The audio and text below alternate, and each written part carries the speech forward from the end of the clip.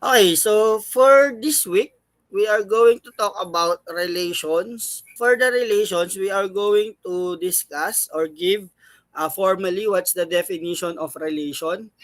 We're going to discuss how to determine the domain and the range of a relation and how to find the image and inverse image of a given relation.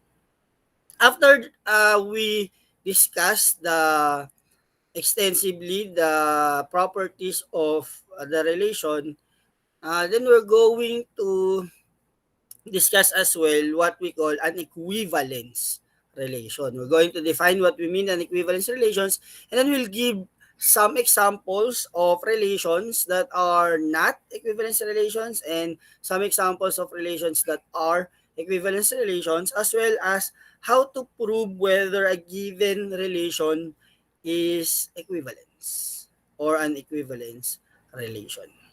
Okay? So if you're ready, let's start.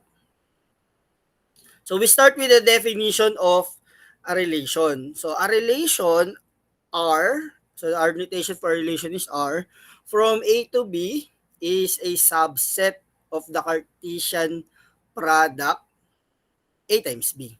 So meaning, ang relation pala is nothing more but Cartesian product. Subset lang siya ng Cartesian product. So again, to recall a Cartesian product, kung nakalimutan na, Cartesian product is simply denoted by A times B is simply the set of ordered pairs AB, right? Where, of course, the elements, the first coordinate comes from the first set, and the second coordinate comes from the second set. Now, if you get a subset of that set, then that's an example of a relation. Kuha ka lang ng subset. So, R is just a subset of the Cartesian product following a certain rule. So we say that R is simply, you get the elements of the Cartesian product, AB, that satisfy a certain relationship. So such that A is related. So this terminology related will be based on the predefined relationship. So nilagay ko siya sa quote. Ibig sabihin, yun yung i-define mo. Ano yung relationship? So meaning, we can think of a relation two ways. Pwede mo siyang tingnan as an ordered pair, a pairing, di ba? Ordered pair is just a pairing of the elements of A and the elements of B. So you have two sets, then you get an element of A, and then you get an element of B, and then you pair them, you collect all those pairs that you want, and that's an example of a relation. Now, you can also think of it as a rule. Paano mo napili na yung A pa-partner kay B? So there's a certain rule to determine ano yung magiging ordered pairs na pipiliin mo from A to B. Ha?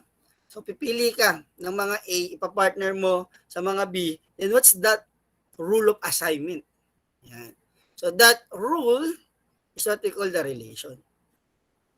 So meaning, in if we have an element of the relation, it is customary to write it this way, A, R, B.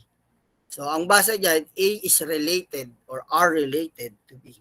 So, A is, we say to be are related. So, we put emphasis on R, capital R, to mean that the relationship is being defined by that rule of R or capital R. So, A is R related to B. If and only if AB is an element of the set R. So again, ang R is simply a set. So we're looking of a relation as a set of ordered pairs. Later on, we are going to further restrict the definition of a relation to come up with a definition of a function. So this time, kumbaga, sanay tayo na yung relation or yung function kasi is parang meron tayong function symbol, f of A is equal to B. Later, gagamitin din natin yung symbol na yan, but at the moment, we're using the ordered pair symbol. So yung ordered pair AB, we will denote the relationship of A to B by this symbol. A is R related to B, or A R B. Whenever the ordered pair AB belongs to the set R. And so again, you have two ways to look at the relation. Either you're looking at it as a subset of the Cartesian product of A and B. So you're looking at it as an ordered pair AB, or you're looking at it as a rule of assignment between the elements of the set A and the set B.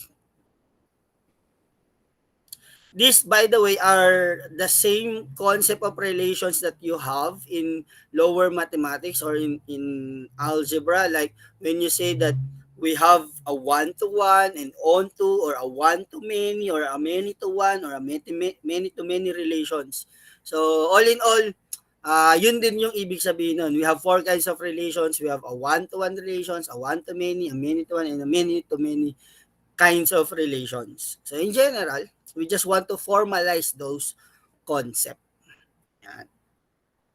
So just a remark, if A and B are the same set, we, let's say it's the same set, say X. So meron kang relation from X to X.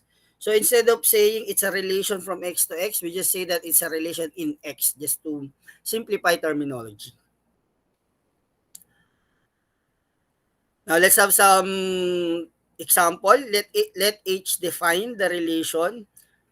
So usually we're using at this point, at the moment, capital letters to denote the relation. Pero later on, we'll introduce popular or commonly used symbols for a common type of relations. So let H define the relation of being the husband of. So we have this rule na two elements will be paired if it follows the relation of being a husband of. On the other hand, we will call the relation of being a wife of as W. So husband is for H, W is for wife. So let's say we have E and B to denote Edward and Bella respectively. So how do we relate them in using our notation? So since we know that Edward and Bella are married, and in our custom we usually call the male as the husband and the female as the wife. So we have the following relationship. Edward is actually the husband of Bella. Similarly, Bella is the wife of Edward. So we can write that relationship as EHB, because Edward is the husband of. So in the English language, it is read as Edward. Edward is, so this is the relationship, the husband of Bella. Of course, we cannot write Bella is the husband of Edward, because again, it's customary for us to call the male as the husband and female as the wife. So for the relation, if you want the reverse relationship, kung paano mo isusulat na B yung gusto mong mauuna, so ang kailangan natin is BWE. So meaning Bella, so yung relationship na is the wife of Edward. Of course, we are talking about a monogamous relationship, na si Edward may isa lang wife, si Bella may isa lang husband. Pero of course, this relationship can be generalized into a more, in general setting, pwedeng si Edward is a husband. Pwede rin na hindi pwede rin yung a husband. Meaning baka may iba pang husband si Bella. In other type of relationship, pwede naman yun, di ba? So may mga cases naman na may relationship na hindi isa lang yung husband. So pwedeng is a husband of. Similarly, pwede rin yung gamitin yung is a wife of. So we're not really strict about the monogamous relationship.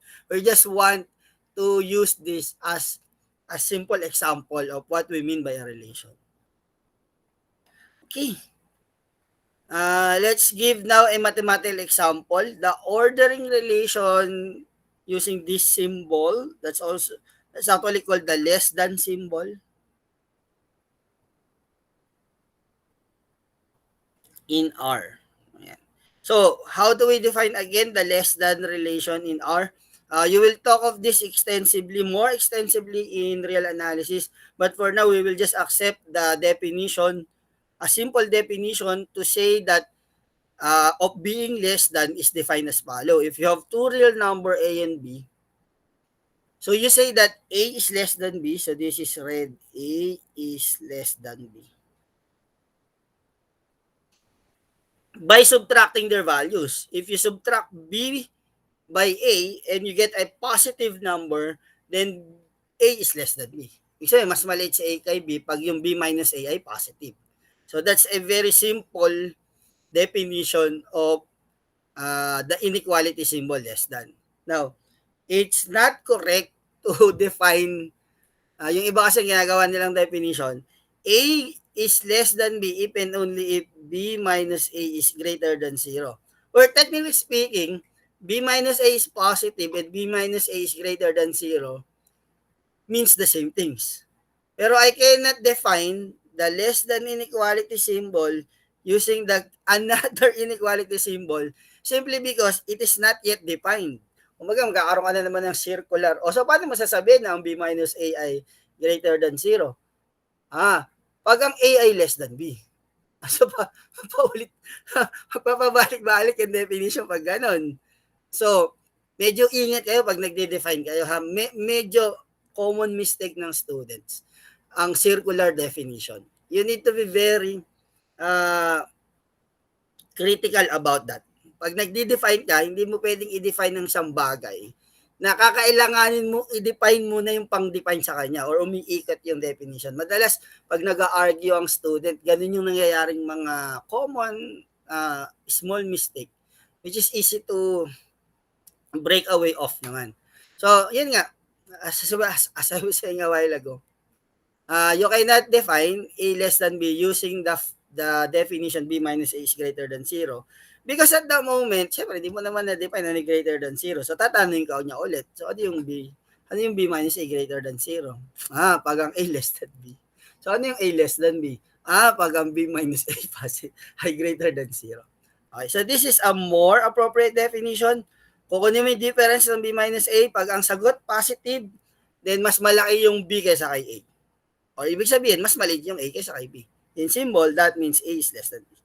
Okay? Alright. So, this is, ordering. Wrong spelling ako. Pa-insert na lang, ordering. So, this is a relation in R. An example of a relation in R. So, instead of writing R, so ito yung R. Yung relationship, yung R is being denoted by the symbol less than symbol. Yan, yung parang dulo ng arrow. So usually in an inequality, yung pointed side is pointing towards the smaller value. Okay? Well, siyempre, alam niyo naman na yan. Again, I'm just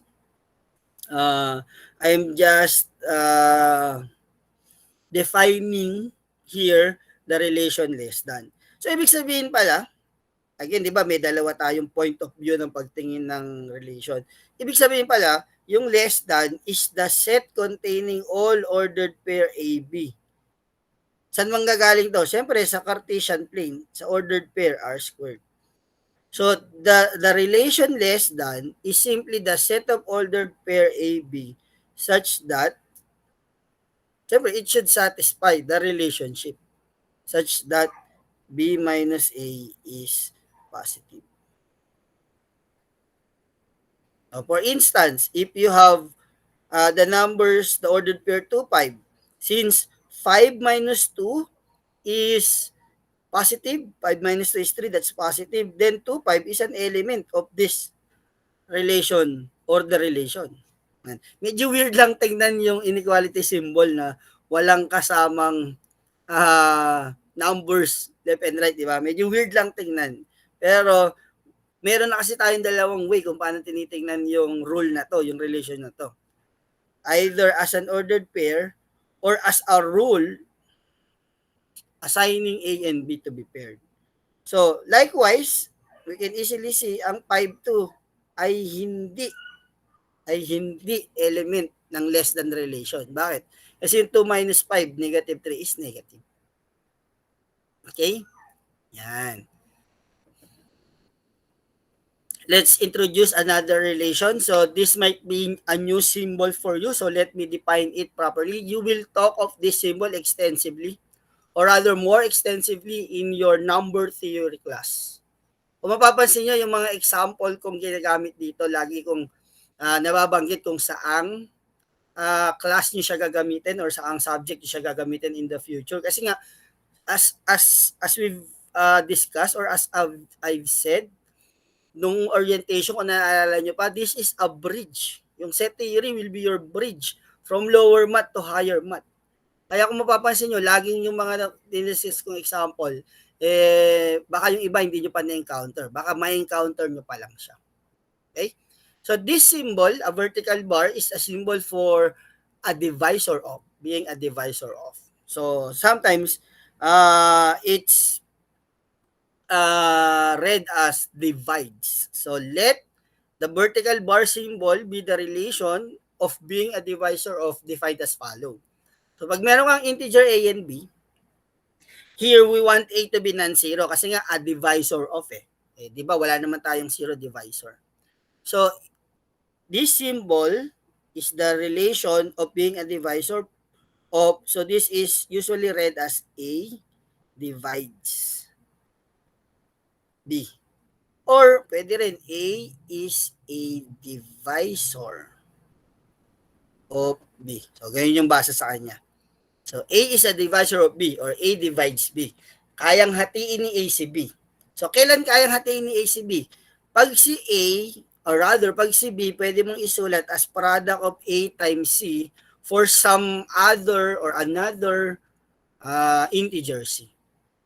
Yan. Ibig sabihin, makakahanap ka ng isang integer such that when you multiply it to A, the result is B. And so, meaning, A can divide B.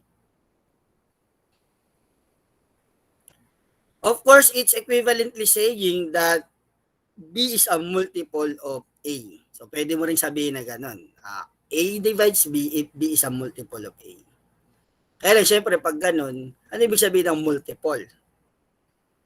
Pag yung pag yung A na divide yung B. So, yung B, multiple niya. So, again, iniiwasan lang natin yung circular. So, although, yes, they are equivalent or they mean basically the same thing, pero when you define mathematical objects, kailangan gagamit ka ng well-defined rule kung paano siya dinidefine. Ibig sabihin, established property ang ginagamit mo or established concept. Hindi pwedeng pa ikot-ikot yung definition mo.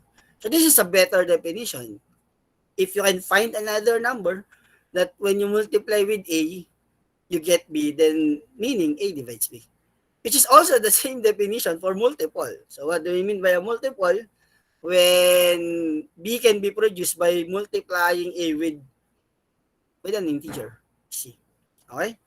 Ayan. So that's what we mean by a divisor of.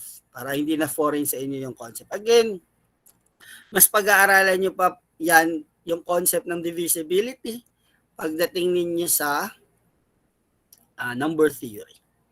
So, meaning A divides B if and only if the condition is satisfied. So, we can rewrite that mathematically if you want to be there exists. So, A divides B if and only if there exists an element C such that B is equal to AC. And nire-write ko lang mathematically. So, meaning, the relation divides can be viewed as, ayan naman, a set.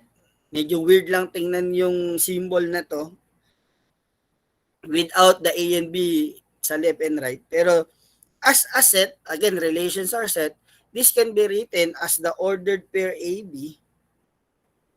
So this time, it's coming from the set of integers. So this is C. I'm going to write star above the first C. Kasi we require that the first element A must not be 0.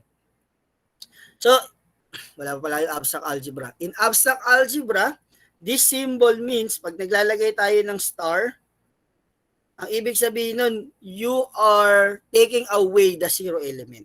So that just means it's the set C, right?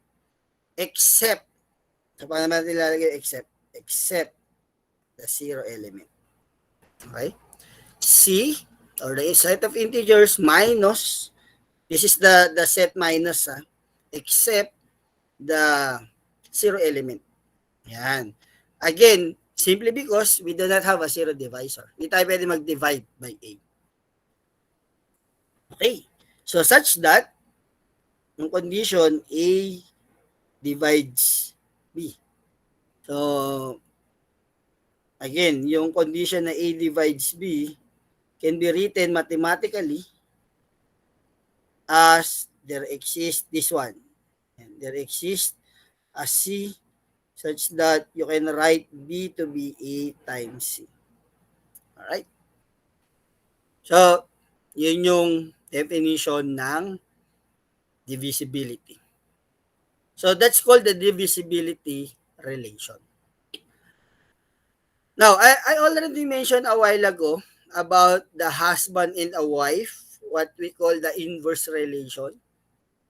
So let's just define it formally. Let A and B be sets and let R be a relation from A to B.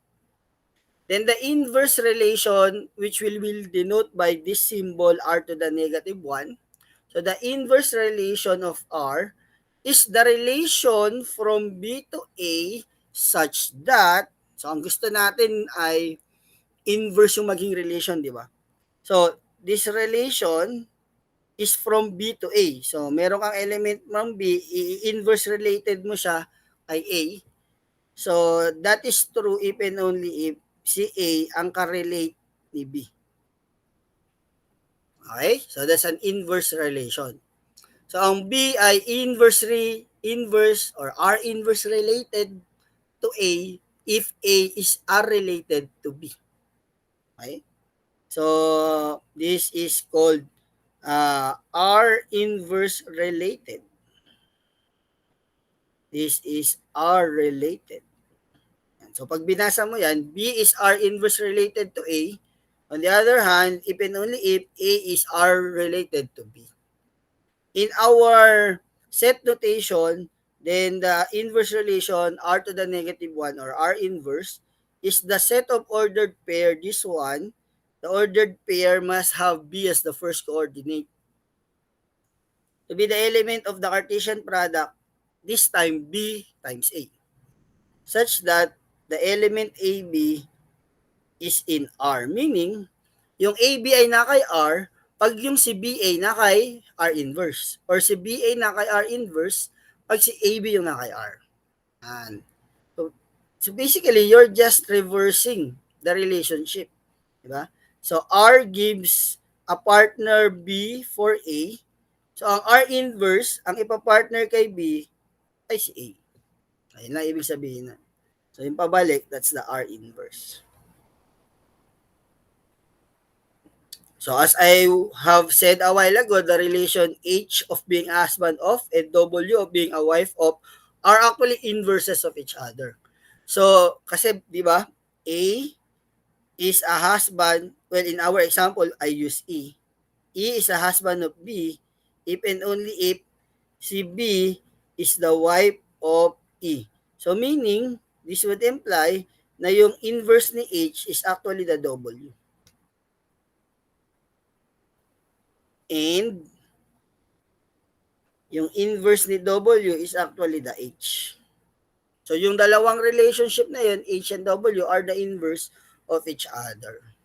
Going back to our relation, so si H inverse how husband, inverse relation ng husband is wife, inverse relation ng wife is husband. Yan. So going again to a mathematical example, the relation less than and the relation greater than are actually inverse relation. So sila naman yung magka-inverse. Meaning, again, how do you define the greater than symbol? So kung na-define mo na ang less than symbol, pwede mong i-define ang greater than symbol using the less than symbol. Pwede na yon kasi na-define mo na. But if you want to define independently what we mean the greater than symbol, pwede mo rin gamitin yung kaninang definition. So A is greater than B if and only if isusubtract mo sila, this time yung A ang ima-minus mo ng B. Tapos dapat ang lumabas positive. Okay? Meaning, may concept ka ng positive number. Ano yung positive, ano yung negative, ano yung zero. So pag yung A minus B is positive, yung A yung mas malaki. So A is greater than B. But since we already have the concept of the less than symbol, pwede mo rin siyang i-define na ang A greater than B if and only if ang B ay less than A. Kasi na-define mo na kung ano ibig sabihin ng B less than A. Okay? So, ibig sabihin, yung greater than symbol, independently, ang ibig sabihin nito, this is the ordered pair containing all elements A, B from the Cartesian plane such that this time, yung A yung mas malaki kay B. So, meaning, A minus B is positive. So, siya ang inverse relation ng less than. This is actually the inverse relation for less than. Medyo weird tingnan yung less than. Pero, again, in this notation, take note, we are looking of the inequality as a set. Kaya meron tayong ganitong relationship. Ang sinasabi talaga nating equal dyan ay yung set that corresponds to that relation. Kasi baka ma-weirdohan kayo pag binasa nyo, si sir, ba't sinulat niya yung less, equal, less than, or equal, greater than? Weird tingnan, di ba? Weird tingnan ng equality pag ang kasama niya mga symbol. Kasi we have an understanding that really what we are equating here are the set corresponding. The set corresponding to this inequality. That's why it's very important we understand the notation para hindi tayo magkakaroon ng confusion sa gamit ng notation. Baka may malito sa inyo sa paggamit ko ng notation. Ang weird nung notation ni sir, sabi niya equal daw yung greater than. Sa, pwede ba yun? Ano ba ibig sabihin ng less than to the negative 1? Yan ba ay 1 over less than? Ay, wag niyo pong gagawin yan. Baka may symbol lang yung paggamit natin ng to the negative 1. Hindi ibig sabihin nun ay reciprocal. Iba yung gamit ng x to the negative 1. Iba yung gamit ng to the less than to the negative 1. Pero pareho sila in the concept of abstract algebra. Pareho silang ibig sabihin nila ay inverse. Pero magkaiba yung ini-inverse. Dito ang ini-inverse yung multiplication. Dito ang ini-inverse yung relation. So, dapat maingat kayo sa paggamit ng mga symbol at naiintindihan nyo kung paano ginagamit yung symbol. Okay? At huwag nyo tinatawid yung meaning ng isang symbol doon sa kabilang symbol kasi baka hindi magkamukha yung gamit. Okay? Baka hindi magkamukha yung gamit. Yan. So, ito, pwede mo siyang tingnan as 1 over x. Ito, pwede mo siyang tingnan as, ang nire-reverse pala dito, yung direction pala. Yan lang. Pwede nga rin ang x inverse ay negative x, di ba? Kung ang ini-inverse mo ay addition. Depende talaga sa paggamit. Abused ang notation na to the negative 1. Abused siya. Yan. So, sa abstract algebra, yung symbol na yun ang ginamit for the inverse operation, for any operation. So, kahit anong operation, ang pagsulat ng inverse to the negative 1. Okay. O ano naman yung divisibility relation? Ano naman yung ka-inverse niya? So sabi natin kanina, a divisor of is a relation na kinukuha mo yung nagdi-divide ng second number. So if A divides B, then A is a divisor of B. So meaning, if A is a divisor of B, then makakakuha tayo ng C such that B is equal to AC. But again, this means that B is a multiple. That's also equivalently saying that B is a multiple of A. So nabaliktad yung posisyon ng B at A. So parang ano din yan, husband and wife. So B is a multiple of A is the inverse relation of B of A is a divisor of B. Yan, sila yung magka-inverse. A is.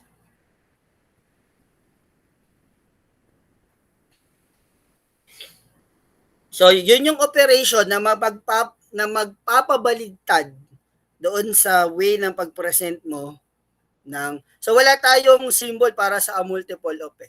So ibig sabihin nito A divides B if and only if B divides inverse. Ayan na lang gagamitin natin. So ang ibig sabihin ng notation na divides inverse, yun yung multiple of A. So mapapansin nyo, nababaliktad yung ordering. Ibig sabihin yan, AB ay nandun sa set na divides if and only if si BA ay nandun sa set na inverse divides. Ang gusto ko lang remember sa inyo dito, yung structure ng relation. Yung structure ng relation. Basta naiintindihan nyo kung paano nagwo-work yung relation na R, naiintindihan nyo kung paano magwo-work yung relation na R inverse. Kasi baliktaran lang sila.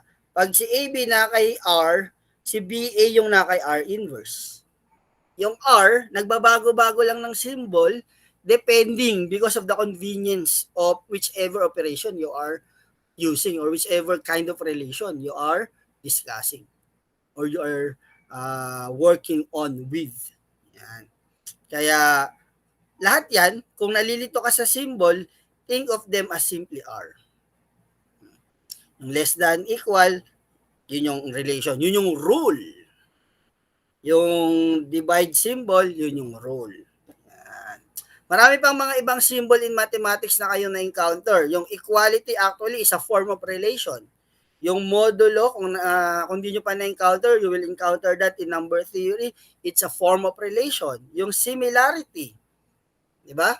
Sa triangle, sa congruence of triangle, kung naalala nyo pa yung high school geometry ninyo, you talk about similarity of triangles, whether a triangle is similar to another. So may mga rules of similarity kayo doon. So those are kinds of relations. How do you compare two elements or how do you relate two elements from two not necessarily distinct set? Okay? Right. Now, in this relation, meron tayong tinatawag na domain tsaka range. So again, just to recall what we mean by a domain, the domain of the relation R, which we will denote by dom R, is simply the set of all A that is related to B. So magiging part ka ng domain kasi yung A, di ba? Yung A tsaka yung B, hindi naman lahat 'yon nasa domain. This is a common misconception ng mga student coming from lower math to higher math. Yung domain, yun lang yung mga pwede lang pumasok doon sa relation. Meaning, hindi yung buong A necessarily a part ng domain. Unless part talaga siya ng domain. Pero pwede naman. Pwede naman na subset lang ng A yung domain. Pwedeng a portion of. Basta ang mahalaga, para maging part ka ng domain, kailangan may kapartner kang B. So kung wala kang kapartner na B, hindi ka part ng domain ng R. Part ka ng A, yes. Kung saan kinukuha yung domain. Pero para maging domain ka, kailangan meron kang R-related na object from B. Kailangan may R-related. Okay, so basta meron kang number A here, tapos meron siyang ka-related na B using the R relation, then that A is part of the domain. Okay? Kailangan meron kang ka-partner. Hindi porket nasa first set ka, domain ka na. So meaning, we can simply define the domain R to be the set containing all A's. So this comes from the first set, right? All A's from the first set such that that A is R related to B for some B. Ibig sabihin, makakakita ka ng B naka-related kay A. Yan. Right? This is the usual definition of a domain. Kahit sa function, ganyan din ang definition ng domain. So, a number A will be an element of the domain R if and only if dapat makakakita ka ng B in the second set such that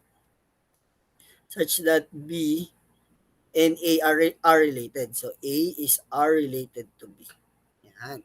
So that's how you ibig sabihin pag nagpo-prove ka na, hanapin mo yung definition na to. Lagi kong ine-express yung words sa mathematical expression para madali yung ma-identify. Ito yung words, ito yung meaning niya, ito yung mathematical expression equivalent to that set of words. Now, on the other hand, ano naman yung range? So, range or in other literature, ang tawag sa kanya, image. Yung image kasi more on, ano siya naka-retrofit siya sa function. Pero yun din yun. Yun din ang ibig sabihin. The image of the relation R is denoted by this symbol, range of R. So, RAN, R-A-N of R. This is the set of all those B naman. So, we're talking of the elements of B in this case, such that yun pa rin, meron siyang ka-A related. So, exactly this one. Lahat ng element B na may ka-related na A. Yun lang yung mapupunta sa range. Again, it doesn't necessarily have to be the whole set B. Pwedeng subset lang. So the range, let me write that in symbol. That's simply the set containing all element of the second set B such that there is a relationship between an element of A and that particular B. For some this time, for some A in A. So take notice of the similarity and the difference of the two definition. Sa definition ng domain, given yung A, magiging part siya ng domain pag makakakita ka ng B na yung A related kay B. Sa range naman, yung B ay part ng range kung makakita ka ng A this time such that yung A related kay B. Although pareho siyang A related B, di ba? Pero here, si A yung hinahanap mo or meron ka dapat makikitang A such that A is R related to B. Yan. So to state that more plainly, B is in the range if and only if there exists an A in the first set such that A is R related to B. Okay. So the field of the relation R denoted by FLDR is simply the union of the domain in the range of R. So yung field, parang sinasabi lang niya, ito yung working environment natin. Yan. So you're just getting numbers from this union of the domain and the range. Okay? In real analysis, you'll talk more extensively of the concept of field. So, meaning to write it simply, field of R, this is the relation, is simply the domain of the relation and or union rather, the range of the relation. So if if A and B are the same set, so you're just getting or the field will just be a subset of the set X kung magkamukha. In case na magkamukha yung set A and B, then you're just talking of a particular subset of the set X.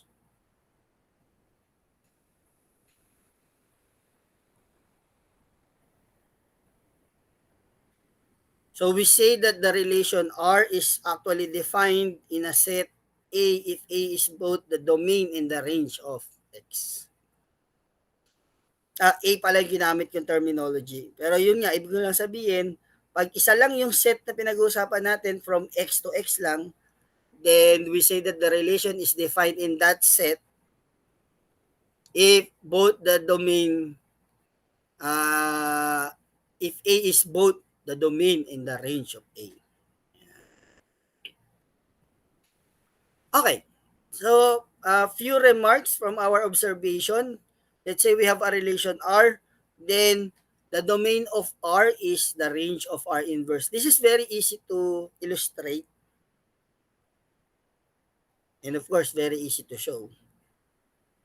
Kukuha ka lang naman ng relationship. Ano ba ibig sabihin ng domain? Again, ang ibig sabihin ng domain, lahat ng element na A na may kapartner na B. Tama? So, kunin mo lahat ng A na may kapartner na B, lahat yun yung domain. Ano naman ibig sabihin ng range ng R inverse? Well, ang R inverse, 'di ba, ang R inverse ay mula doon sa B pupunta sa A. Yun yung R inverse. So ano ang range niya? Nandun sa A. Nasa A ang range niya. Sino yung mga nasa A na magiging part ng R inverse? Well, lahat ng B, lahat ng B na may ka-R inverse related na A. Di ba? Para mahanap mo yung mga, kasi basically ang ginagawa mo lang naman sa R inverse, that's the set containing BA. While R is the set containing AB. So, pagka kinukuha mo yung domain, ang ibig lang sabihin nun, kinukuha mo lahat ng first element ng ordered pair AB. Pero basta ang ordered pair nasa R, yung same ordered pair na yun, baliktarin mo lang, naka R inverse siya. So, yung nasa first coordinate ng R, yun yung nasa second coordinate ng R inverse. Di ba? So, that simply means na yung domain ng R, yung nasa range ng R inverse. And yung nasa range ng R, yun yung nasa domain. Ay, so this should be range of R, domain of R inverse. Yan. Okay? So, I will leave this as an exercise para i-show nyo that the two sets are actually equal. O, paano ulit magpakita ng equality ng sets? Papakita mo lang na lahat ng laman ng first set, laman din ng second set and vice versa. So, this will be left as an exercise. O, yan yung lesson na diniscuss natin sa set equality. Diba? Sa unang set of lessons natin. Again, kukuha ka ng element ng domain ng R, papakita mo na element din siya ng range ng R inverse and vice versa. Let's have some examples. Let's say we have the relation 1, 2, 2, 4, 3, 6, and so on. Actually, this relation can be written compactly as the set of ordered pair n to n for any natural number n. So, yung relationship na to, for example, can be written as 1 related to 2, 2 related to 4, 3 related to 6, and so on. In general, that means that n is related to 2n. Okay? So, that's the relationship. Yun yung rule kung sino yung magka-relate. So, we're restricting the relations on the set of natural numbers. So, this is a relation in the set of natural number. Kasi ang domain natin nanggagaling sa natural number, ang range natin nanggagaling sa natural number. So, what's the domain? So, the domain is simply the set of all the first coordinate. Lahat ng nasa first coordinate, 1, 2, 3, 4, and so on. So, this is simply n, the set of natural numbers. How about the range? Ang mga nasa range ay 2, 4, 6, 8. So, this is just the even numbers. Tama? Even numbers. or even natural number.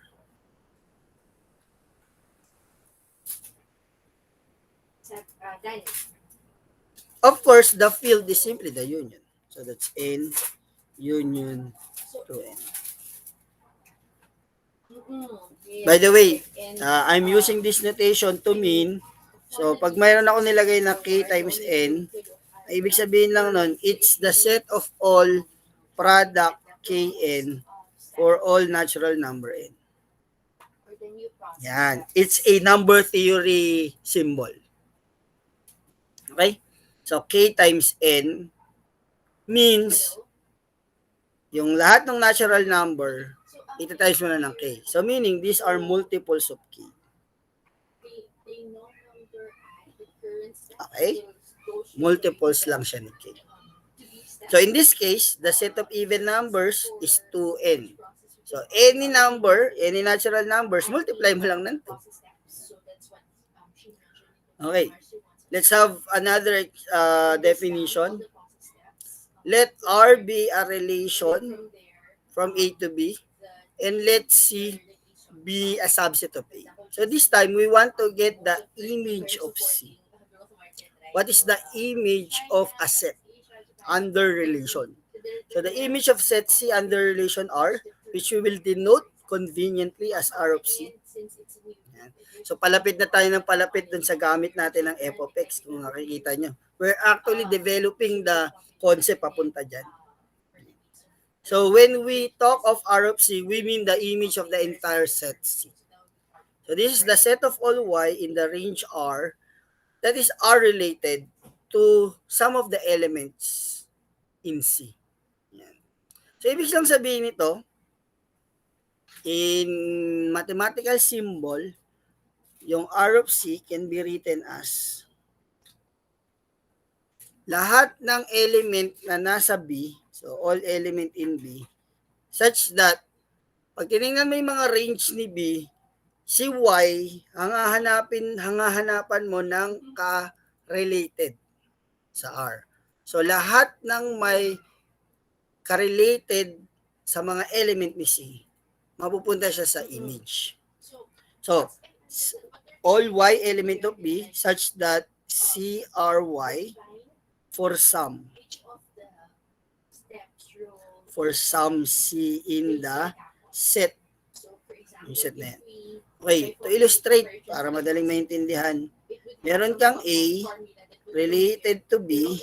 So, using the relation, lagi meron tayong ARB. Diba? That's from the relation. Now, ano daw yung image ni C? So, for example, you have a subset here. A subset C. So, ang gagawin mo lang, kunin mo yung element ng C, hanapan mo ng ka-relate niya na B. Okay? Yung B na yon, yun yung mapupunta sa R of C. So, halimbawa, to be consistent with our symbol, so halimbawa, we have ARB for some C pala yung ginamit ko rito, no? Small letter C gagamitin ko. So, kumuha ka ng small letter, tapos nakita mo na meron siyang ka-relate na Y. So, nakakita ka ng element ng relationship na CRY. Okay? So, given ang C, kumuha ka ng element niya na small c, tapos nakita mo meron siyang ka-R-related na Y, si Y, yun yung mapupunta sa range. Okay? Ayan yung range. So, very similar to our concept of function. Kunin mo yung f of x, may mahanap kang y. Yung y, yung range.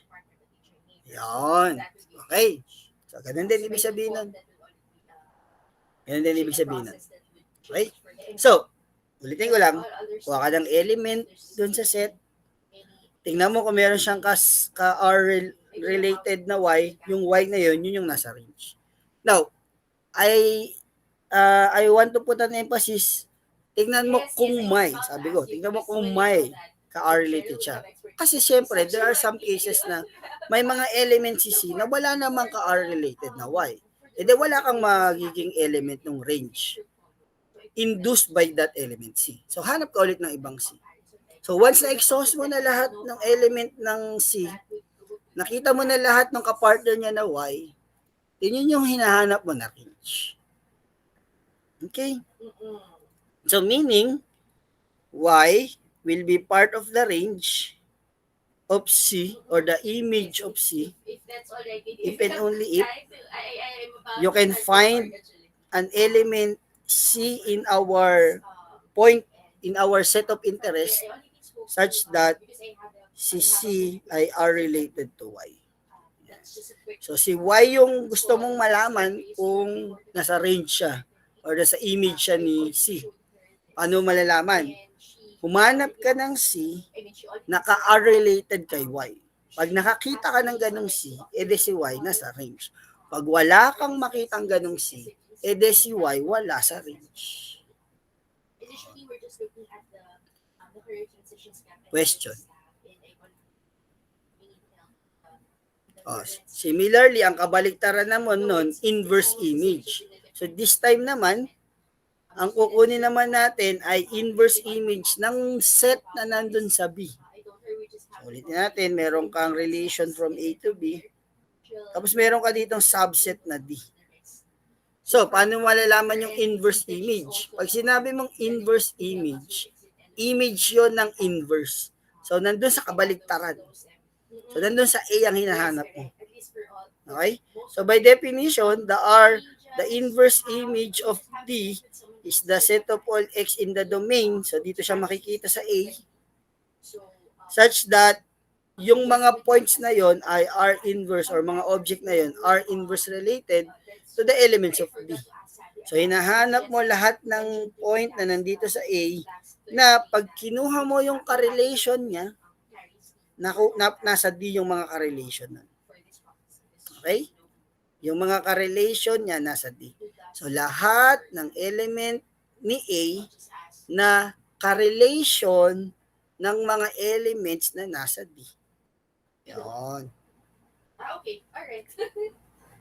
Okay, I didn't. So, let's write it again in mathematical notation. So, ang notation natin ng R inverse ay R to the negative 1 of D.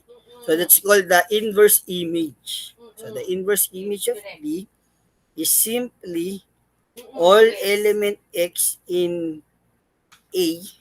So, inverse image tayo. So, papunta tayo dapat kay A. So, all elements of A such that Okay. Got it. si well, ang gusto natin, ang ka-related niya, yung mga nasa D. So, dapat yung si B na to ay ka-R inverse related ni A. Ni X. Sir, ba't nasa kanan yung X? Kasi R inverse yung notation. Di ba? For some D. Now, kung ayaw mo ng R inverse ang notation, pwede rin. All element X in A such that X are D. So, X is R related. So, you're trying to find X that is either R inverse related to D or is R related or si X yung R related kay D or si D yung R inverse related kay X. So basically, sila yung magka-relate. Yan. Sila yung magka-relate. Hinahanap mo lahat ng element na X na may ka-R related na D. Okay? Hinahanap mo lahat ng element na X na may ka-R related na D. Or hinahanap mo lahat ng element na X na ka-R inverse related ni D. Okay? For some B element of D. Yan. So, wag magpapalit ng common confusion dito ng mga student kailan saan na pupunta pag nag-R inverse related ka, saan na pupunta pag nag-R related ka. So, you need to be very careful pag ang function mo ay R, alin ang domain, alin ang range. Pag ang relation pala. Pag ang relation mo ay R, or pag ang relation mo R inverse, alin ang domain, alin ang range. Basta yung R is from A to B, yung R inverse from B to A. Or vice versa. Okay. Yan. Yes, yes. So, ibig sabihin, ang We can X start. ay mapupunta sa pre-image, inverse image rather. Nagamit ko yung word na pre-image. Kasi in other literature, hindi din yung tawag nila, pre-image. So, the inverse image of X. So, X is an inverse image of D or a member of the inverse image of D if and only if. So, you should be able to find a D in the set B dito Anyways, I'm starting such that a such that X is R related to it. X is R related to D. I mean, so as not to But of overlap course, the other also ones. I will you just can state also over state I'll replicate the the other purpose definition and then we can such just work that it more times. D I'll is just R name it inverse as related to Y, X. we can just do the Or, next for you and then pwede mo later on I sabihin can just such copy that paste or XD we're good together. is an Yes. element of R. Whichever notation you want to use, basically, they mean the same thing, di ba? Or dx Yes, is sure. in If our inverse that relation. would work. Yan ah. So these three, four rather, this four, one, two, three, four, means the same thing. Si X na kay A, si D na kay B, at magka-relate yung dalawa. Yan. Okay, I mean, let's what have about like a an Thursday, illustrative a example Thursday para cooking? maintindihan natin So that ano we'll ibig sabihin spend ng image time at inverse today and image. tomorrow Minsan maybe may doing nalilito pa rin. steps. Okay. Would So Thursday let's be do okay? this step by step. Thursday would be Let R denote the divisibility relation Thursday with in Sandy N. and Danny. So again, ano yung Thursday divisibility at relation? 8 p.m. So it A means just divides 5:30 B p.m. if and only So we if can do you like must that be able to find a after C lunch in the set or around of this the time frame. integers such that 3 p.m. my time. B can be written as A times C. 12. In fact, in number theory, you will show that this C is unique. Yes, yes. So if Kasi wala ka nang ibang makikitang number. yes. Na pag minultiply mo sa A, magiging B except for that value of C. Again, that's a number theory concept. More of a number theory concept. So, Yes, and good that R of C. we Ano ibig connected sabihin? because I was To recall the thinking to definition, I mean anyways I'll be starting we with just have to find all values Y in the range. So the range will be N as well kasi divisibility works in the set of natural numbers. So ito, nirestrict ko lang sa N. Ha? Ibig sabihin, we're just getting values from N. Pero sir, bakit yung C mo ay integer? Well, wala namang problema kung ano yung maging value ng C. Ang sinasabi lang naman ng definition, this relation, meaning yung A and B, kukunin mo lang sa C. Well, technically speaking, yung magiging C rin naman ay magiging from N lang. Pero syempre, we don't want to restrict the definition. Definition kasi to. Yun yung definition. Dapat makakita ka lang. Para masabi mong divisibility, makakakita ka lang ng integer C na masasatisfy yung equation na to. Okay? So, alin ang nire-restrict dito ng N? Ang nire-restrict yung values ng A and B. Kung kukunin mo lang na value ng A and B ay mga natural number. So, let Y be an element of N such that ano ka mapupunta sa R of C? So, dapat nasa-satisfy mo yung relationship na C R Y. So, in this case, C divides Y for some integer C. So, for some, yung, yung C, papalitan ko to ng symbol kasi baka ma-confuse kayo. Yung C na to, pwede kahit anong number yan, gawin na lang X. Tapos yung C na to, yun yung C na to. Yung given. Baka kasi magkalituhan tayo ng symbol eh. Okay. So, we want to find all numbers Y such that C divides Y for some C in our set capital C. Yun yung given. So, hanapin natin lahat ng range ng 2, 5. Meaning, hanapin mo lahat ng, hindi pala range to. Sorry. Lahat ng image. Well, technically, subset siya ng range. Yan. Yung range kasi is specifically for the whole relation itself. Okay? Pag sinabi mo range, we're talking of the whole relation. Pag sinabi mong image, we're talking of just a subset of the relation. Kasi you're talking of just a subset of A.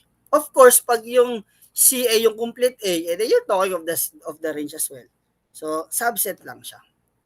Mukha na illustration natin. This is A, this is C. Okay? Alright, now going back.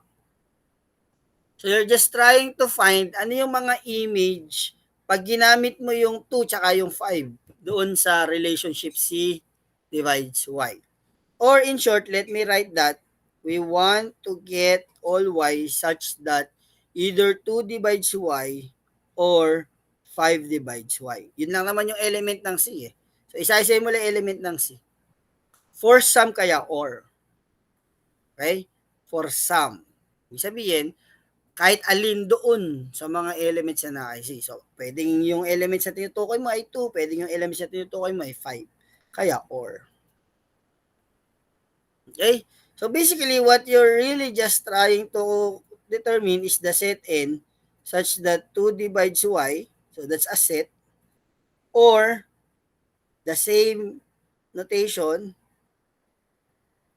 arbitrary naman yung ano natin yung representation natin ng Y, such that uh, 5 divides Y. Kung mapapansin nyo, pinalitan ko yung symbol ng such that sa set ng double or colon para hindi tayo malito doon sa division symbol. So, from here on forward, I will be writing such that as colon. Baka hindi ko na-explain kanina. So, colon na yung gagamitin ko kasi imagine kung ang gagamitin ko pa rin yung such that na bar. So, y is an element of n such that 2 divides y. So, there will be a lot of confusion going on pag nag-review kayo. Y is an element of n, absolute value of 2y. Ano sir ibig sabihin nun? So that's why we need to be really careful of the symbols that we are using because there are a lot of abusing of notation in mathematics. Yan. Kaya it's very important that we are clear with the symbol para nagkakaintindihan tayo. Okay? So, ang ibig sabihin yan, divides. Hindi yan kalahati ng absolute value, ha? Hindi yan alanganing absolute value. Okay. Alright. So, paano mo malalaman ano yung number y such that 2 divides y? Well, kung titingnan natin, ang ibig lang sabihin niya, naghahanap ka 2 divides y, meaning you're trying to find a number that when you multiply to x, the result is, when you multiply to 2, the result is y. Right? Para masabi mo na 2 divides y. So, ibig sabihin pala, ito yung mga multiples nito. Ang y pala ay mga multiples nito. So, any number na kayang i-divide nito, meaning any number na pag multiply mo sa 2, yun yung magiging sagot, ay madi-divide nito. Any number na pag multiply mo ng 2, madi-divide nito. So, that means that number 2x is what we're looking for. 2 times x. So, x is a natural number here. So, meaning, ang kailangan mo lang pala, gamitin yung definition ng divisibility, b is equal to ax. So, ang hinahanap mo dito yung mga number b after you fix a to be 2 and you get all possible x. You get all possible x. Now, but because of the restriction here, ang pwede lang nating maging result, mga y ay natural number, yung natural number. So, syempre dito yung x sa definition kahit ano eh. Pwedeng negative 1, negative 2, negative 3. Pero once you get the result, what you get the value of 2x, ang isasama mo lang yung mga natural number. So that's 2 times 1, 2 times 2, 2 times 3, and so on. So 2, 4, 6, 8, and so on. The set of even integers or natural numbers to be precise. So or means, wait, mali yung notation ko nito. Hindi mo sinasabing this set or this set. Dapat yun. So, union, ito naman, 5 divides y. So, ano ibig sabihin na 5 divides y? So, you're getting a number na mag-multiply mo magiging y. So, meaning y is 5x. So, anong mga number y ang result when you multiply 5 with any number x? So, that's 5, 10, 15, 20, and so on.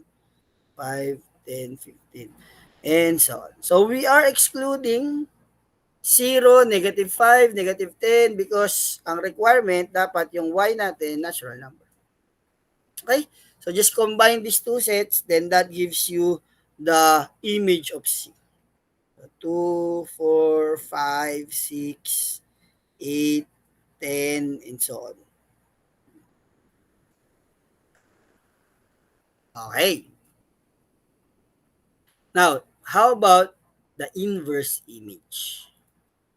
Inverse image naman, ang hahanapin naman natin, okay, let's write the definition. The inverse image of D will be the set of all x in the first set of natural number, such that x divides D for some D in the set D. Yan. So, yan yung definition. So, let me rewrite the definition in a manner relative to or connected to D. So, ang hinahanap natin, all natural numbers such that, so instead of x divides D for some D, ano yung mga D? So, ang hinahanap mo, yung x divides 3, o kaya, kasi for some, so or. O kaya, x divides 8, o kaya, x divides 9, o kaya, x divides 20. Yun na yung exhaustively all the elements of set D. So, ibig sabihin, hinahanap mo lang lahat ng divisor ng mga elements ni D. Kanina, hinahanap mo lahat ng multiple kasi range yun image yun Ngayon, ang hinahanap mo lahat ng nasa domain.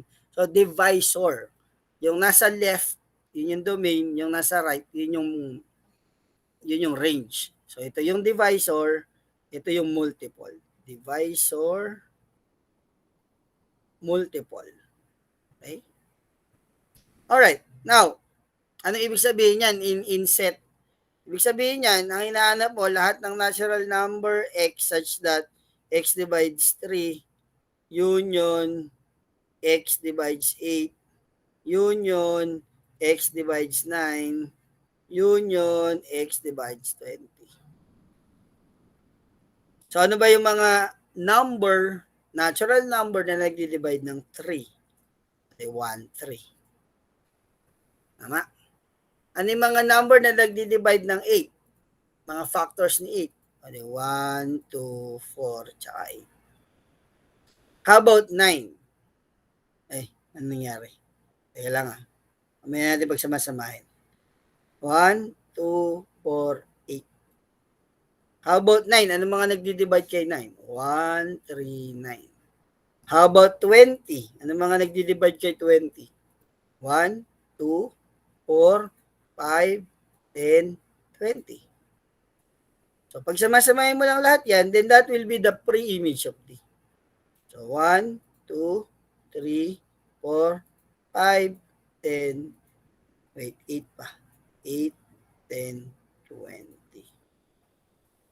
So, pagka member ka ng inverse image, for example, yung 8, dapat makakita ka ng number na divisor.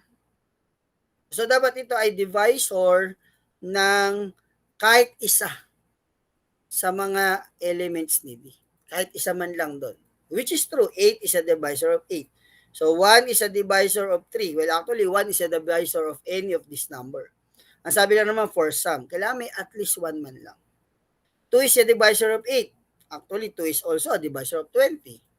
3 is a divisor of 3 and 9. 4 is of 8 and 20. 5 is of 20. 10 is that of 20. 20 is of 20. So, lahat ng nandito, it's a divisor of at least one of the elements of D. Kanina, lahat ng nandito is a multiple of any of the elements of C. So, image kasi siya ng divisibility. So, in a relation, dapat properly identified or you can easily tell alin yung domain, alin yung range nung relation na yun.